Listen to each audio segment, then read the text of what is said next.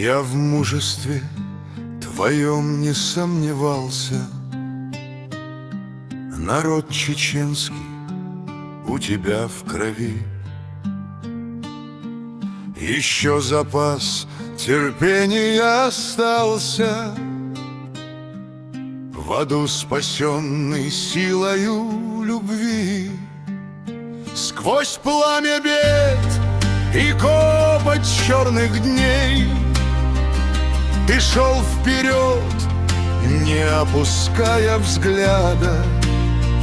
Нет доли в мире горше и больней, но выше дух, и в том твоя награда. Я видел сам, врачи из-под бомбежки в больницу двух мальчишек привезли. Я видел их кровавые ладошки, и лица их черней самой земли. Свидетель Бог при виде этой пары, с носилками встречая у дверей, испуганно застыли санитары, и доктора кричали им скорей. Сквозь пламя бед и копоть черных дней ты шел вперед, не опуская взгляда.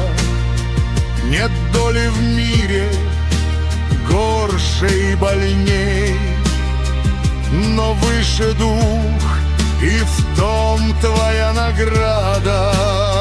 Читатель мой, я твой покой нарушу. Тот младшенький трехлетний мальчик тот воды просил у старшего наружу.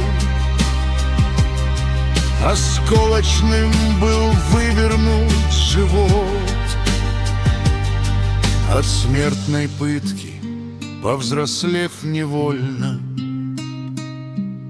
губами, почерневшими, как ночь, шепнул он: доктор, мне совсем не больно.